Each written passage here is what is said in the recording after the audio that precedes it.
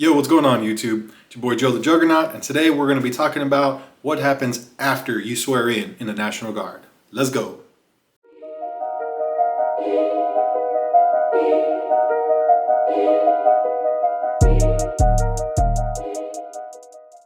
Thanks for joining me, guys. If you're new to the channel, my name is Joe, and I just enlisted into the Texas Army National Guard back in April of 2024. So today we're going to be talking about what happens after you swear in to the National Guard. And before we get started, just want to say that the opinions expressed in this video are mine and mine alone. They do not represent the Department of the Army, Department of Defense, or any other federal entity whatsoever. So let's get started. So by the time you swear into the National Guard, there's three things that you're already going to know. You're going to know your MOS, which is the job that you're going to be doing in the military. You're going to know the unit that you'll be assigned to after you complete basic training in AIT, and you'll know the benefits that you're going to get once you have completed basic training and AIT. So as I mentioned on the previous video, one of the cool things about the National Guard is that when you're selecting a job, that job is already assigned to a unit. So when you pick that job, you're essentially picking the unit that you're going to be going into after you're done with basic training and AIT. That unit is going to be where you're going to be doing your weekend drills and where you'll be doing your annual training. Well, not necessarily where, but who you'll be with when you're doing your annual training.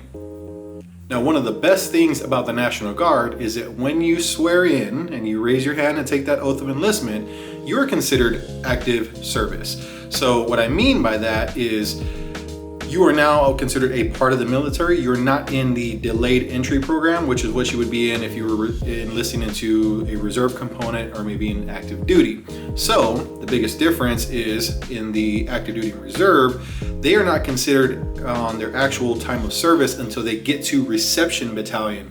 So let's just say if I swear in today to the active army and I don't ship out to basic training for another 3 or 4 months, I actually won't be considered actively serving until I get to reception in those 3 or 4 months. In the National Guard, however, when I raise that hand, I'm now considered active duty service. Pretty awesome if you ask me. In my particular case, I swore in back in April and I won't ship out to basic training until January. So that means by the time that I finish basic training in AIT, I'll actually already have 1 year of service under my belt. The other cool thing about being considered active service is that you're entitled to just about all the benefits. Now, you won't be eligible for the education benefits and the medical benefits until you finish basic training. However, this means that you can shop at the PX or the commissary. You're eligible for military discounts because, again, you are active duty service. And you're also eligible for discounts on like consumer services like your car insurance or even your cell phone bill. So if you find that you're going to be shipping out within 30 days after you swore in, you typically won't be required to go to an RSP drill. So the RSP is called the Recruit Sustainment Program. So that's going to be a program that you're going to be attending, and it's going to be like monthly drills up until the point that you ship out. Normally, if it takes more than 30 days for you to ship out. So for me, for example, swearing in back in April, every month I have to go to RSP to drill up until the point that I actually ship out. You will be contacted by your RSP retention NCO, who will send you an email outlining the dates and times of your drill, what uniform you have to wear, if any, and what's going to be happening during those 2 days of drill.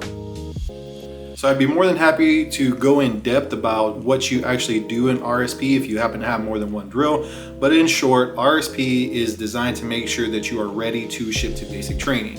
Here, they will be double checking a lot of your documents, such as like your college and high school transcripts. If you are one that's eligible for BAH, which is housing allowance, because you have dependents, then they'll be double checking that to make sure you've provided like a lease agreement for your home or any mortgage documents, proof of, dependent status for your kids or your spouse. Lots of other just crossing the T, dotting the I's before you actually ship out to basic training. At this point, you'll also probably set up a MyPay account, which is kind of like access to update your banking information for like your direct deposit when you get to basic training.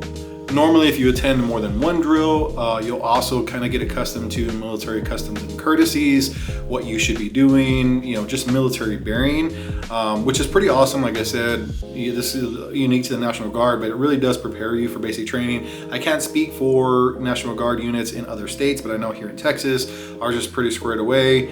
I learned a lot, and I'm continuing to learn something new every time I go to the drill. So the last drill before you ship out, you're gonna get what's called a shipper's packet. So the shipper's packet is what I call the who, what, when, where, and why. It's going to outline what to do, for example, when you arrive at your airport in your own city, what to do when you arrive at the airport in the basic training city. If, again, as you're flying, if you're actually going by bus, it's gonna outline what to do at the bus stations, who to talk to, where to go if you need resources. There's gonna be important phone numbers on there. Lots of just documentation to make sure that you're squared away, again, en route to basic training. So the night before you ship, you will be required to stay at the contracted military hotel, and you will ship out to MEPS at 5 in the morning, just like you have with every other time that you've actually been to MEPS before this. Now, recent regulation with the Army National Guard is that you will show up again at MEPS and do one more height and weight screening, one more once over, if you will, before you're actually driven to the airport in preparation for your flight out. Now, this didn't used to be the case. I believe this is a new regulation. From what I assume is a lot of recruits ending up at reception battalion and not meeting height and weight and then being turned away. In those instances, just FYI, if you ship out and get to basic training and you're out of height and weight, I'm 100% positive that you get sent directly back to your city of origin.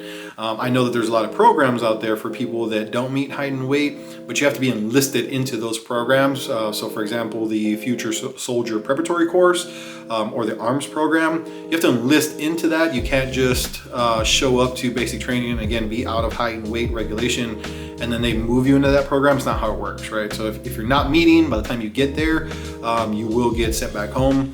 Again, with the National Guard, you will do one last check before you actually ship or fly out, which again is, I think, why the regulation changed.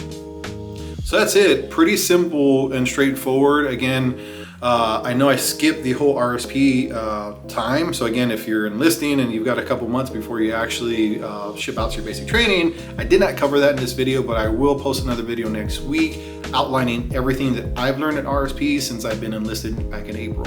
So I hope you enjoyed this video. Try to keep it nice, short and sweet. Again, please hit the like button. It helps me out, and subscribe if you want to see future content. Just helps the channel grow. Do me a favor, HBL special, help a brother out, hit that subscribe button and help the channel grow so that people that are interested in the content can be reached by these videos. So I appreciate y'all. Take it easy.